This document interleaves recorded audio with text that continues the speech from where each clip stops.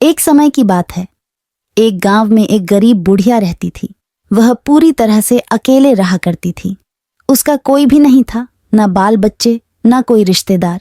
सुबह शाम लोगों के छोटे मोटे काम किया करती थी, जिसके बदले लोग उसको पैसे, अनाज या खाने पीने का सामान दे दिया करते थे, जिसको खा पीकर वह अपना जीवन बिताया करती थी। वह अपने जीवन में पूरी तरह से संतुष्ट थी। एक बार की बात है, वे अपने घर को खोलकर घर के सामान को धूप दिखा रही थी। समय वहां से 2 चोर जा रहे थे।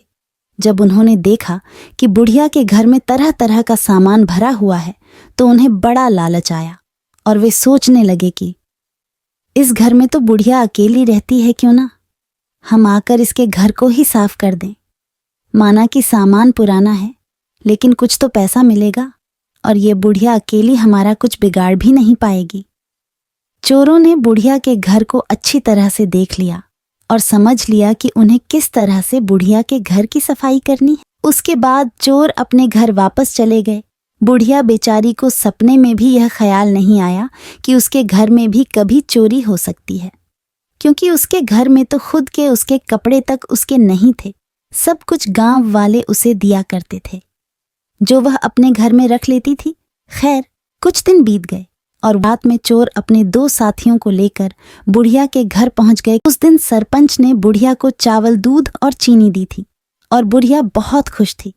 बुढ़िया ने खुशी खुशी अपने लिए खीर बनाई और खीर बनाकर वह उस खीर को चूल्हे पर रखकर सोचने लगी कि अभी तो खीर बहुत ही गर्म है, जब थोड़ी ठंडी हो जाएगी तब आराम से खाऊंगी। और अपने बिस्तर पर लेट गई और खीर के ठंडा होने का इंतजार करने लगी। लेटे लेटे उसे नींद आ गई और वे सो गई और जोर जोर से खर्राटे लेने लगी। चोर बाहर खड़े थे। बुढ़िया के खर्राटे की आवाज सुनते ही उन्होंने सोचा कि चलो अब रास्ता साफ हो गया और अब हम आराम से बुढ़िया का घर साफ कर सकते हैं। वह सब जल्दी आकर बुढ़िया के घर में सामान तलाशने लगे, परंतु कमाल की बात यह थी कि उन्होंने जो देखा था वह बिल्कुल गलत था। बुढ़िया का घर तो सामान से भरा हुआ था, किंतु एक भी सामान साबुत नहीं था। हर सामान टूटा फूटा, पुराना और खराब था।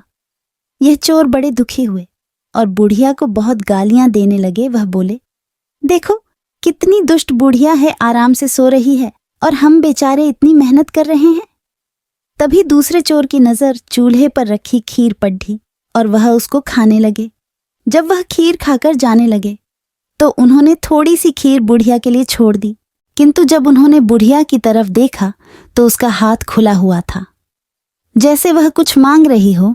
जिसे देखकर चोरों ने सोचा कि बेचारी बुढ़िया लोगों से मांग मांग कर अपना जीवन बिता रही है, लगता है बहुत थक गई है और खाने के लिए खीर मांग रही है।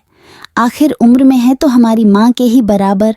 और बिना कुछ सोचे समझे गरम गरम खीर बुढ़िया के मुंह में डाल दी। गरम गरम खीर मुंह में पड़ते ही बुढ़िया जोर से चिल्लाई, हाय दिया, मार डाला, मार डाला, मार डाला। बुढ़िया की चीख सुनते ही चोर डर के जल्दी जल्दी छुपने लगे। जिसने मुंह में खीर डाली थी वह ऊपर जाकर छिप गया, एक चारपाई के नीचे और एक चारपाई के दाएं। बुढ़िया की चीख सुनते ही गांव वाले बुढ़िया के घर आ गए और पूछने लगे, क्या हुआ माँ? बुढ़िया बोली, मुझे क्या पता, ऊपर वाला जाने। यह सुनते ही ऊपर छिपा हुआ चोर बोला, अरे भला मैं क्यों जानूं, तुम्हारी चारपाई के नीचे छिपा चोर ना जाने। यह सुनते ही चारपाई के नीचे वाला चोर बोला, मैं ही क्यों जानूं, चारपाई के दाएं छुपा चोर क्यों ना जाने। और इस तरह से तीनों चोरों ने खुद ही अपना पता गांव वालों को बता दिया और फिर गांव वालों ने उन्हें पकड़कर खूब पिटाई करी और वापस भेज दिया। उसके बाद से चोरों ने कान पकड़ लिया कि आज के बाद कभी वह चोरी कभी नहीं करेंगे।